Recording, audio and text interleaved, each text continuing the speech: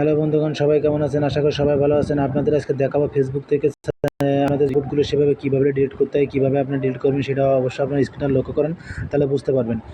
তো প্রথমে আমি চলে আসলাম আমার ফেসবুক অফিসিয়াল পেজের পরে ক্লিক করার পরে এবং আমার যে ছবি দেখতে পাচ্ছেন এবং যে নাম থাকবে সেটা পরে ক্লিক করবেন। সেটা পরে ক্লিক করার পরে এখানে যেটা আছে দেখবেন যে সাপোর্ট ইনবক্সের পরে ক্লিক করবেন। সাপোর্ট ইনবক্সের পরে ক্লিক করার পরে এখানে রিপোর্ট অ্যাবাউট আদার্সের পরে ক্লিক করবেন। দেখেন এখানে কোনো সমস্যা নেই, কিন্তু আপনাদের এইখানে থাকবে ইওর অ্যালার্ট, যেটাই সেটা পরে থাকবে, সেটা পরে আপনি ক্লিক করবেন। দেখছেন আমার এখানে আছে, আপনাদের এরকম যাদের আছে সেটা আপনারা অবশ্যই হয়তো বা ডিলিট করতে পারেন না, এবং এটা কীভাবে ডিলিট করবেন অন্য জায়গা থেকে সেটা আপনাদের দেখাবো। আপনারা স্ক্রিনটা লক্ষ্য করুন, অবশ্যই আপনারা আমার সঙ্গে থাকুন, তাহলে আপনারা বুঝতে পারবেন।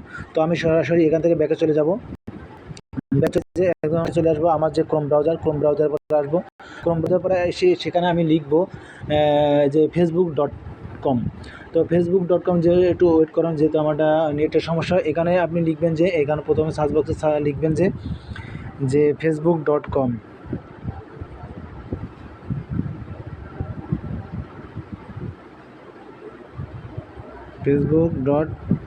facebook.com লিখে আপনি সার্চ দিবেন।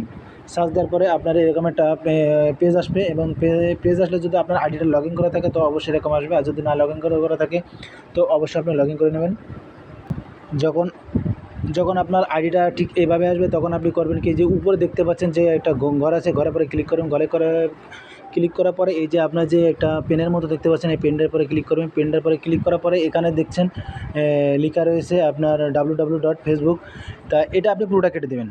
এটা আপনি পুরোটা কেটে দিয়ে এখানে লিখবেন যে আচ্ছা আপনার লিখবেন হচ্ছে mbasic.facebook.com, বুঝতে পারছেন? এটা লিখবেন, লিখে আবার সার্চ দিবেন।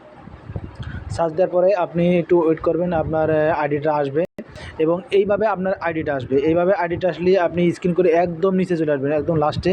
এখানে আমি জুম করে দেখাচ্ছি, লাস্টে এবার চলে আসে এখানে হেল্প, যে দেখতে পাচ্ছেন হেল্প, এটা পরে আপনি ক্লিক করবেন। এটা পরে আপনি ক্লিক করলে এখানে দেখতে পারবেন যে আপনার ইওর অ্যালার্ট কোথায় লেখা আছে, এই যে নিচে দেখতে পাচ্ছেন। আমি জুম করে দেখাচ্ছি, আপনারা ইওর অ্যালার্ট, এখানে লেখা আছে যে সাপোর্ট ইনবক্স।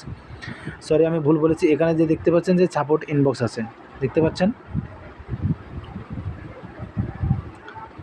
আপনারা দেখতে পাচ্ছেন এখানে সাপোর্ট ইনবক্স আছে, আমি জুম করে দেখাচ্ছি যে।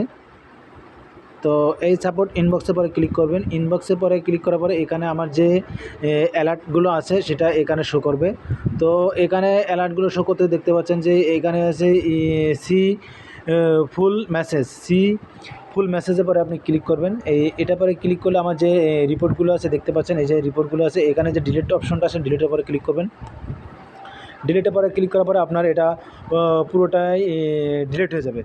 এখানে পুরোটা ডিলিট হয়ে, যে পুরো মেসেজ ডিলিট হয়ে গেলে এখানে আমি ডিলিট হয়ে গেল একদম পুরোটা, আপনার যেটা আছে সবটা পুরোটা ডিলিট হয়ে গেল। এখন আপনি আবার পরে চলে যাবেন সরাসরি আপনার যে মেন আইডি ছিল সেখানে চলে যাবেন। দেখবেন কীভাবে ডিলিট গেছে। আমি যে এই যে আমার অফিসিয়াল পেজে ঢুকলাম, পেজে ঢোকার পরে আমার ছবির পরে ক্লিক করলাম। ছবির পরে ক্লিক করার পরে এখানে যে সাপোর্ট ইনবক্সের পরে ক্লিক করলাম। সাপোর্ট ইনবক্সের পরে ক্লিক করে ইওর অ্যালার্টের পরে আমি ক্লিক করলাম। দেখতে পাচ্ছেন একদম জায়গায় প্রমাণ ডিলিট হয়ে গেছে। তো আমার ভিডিওটা যদি ভালো লেগে থাকে আপনাদের বন্ধুদের দেখার সুযোগ করে দেবেন। অনেক ধন্যবাদ আমার ভিডিওটা দেখার জন্য, আর আমার সঙ্গে থাকবেন। আমার ভিডিওটা ভালো লেগে থাকলে লাইক কমেন্ট শেয়ার করে দেবেন। আপনাদের বন্ধুদের যেরকম সমস্যা থেকে থাকে আমাদের সঙ্গে যোগাযোগ করতে পারবেন, আমি আপনাদেরকে সহযোগিতা করব। সবাই ভালো থাকবেন, সুস্থ থাকবেন। অসংখ্য ধন্যবাদ আমার ভিডিওটা দেখার জন্য।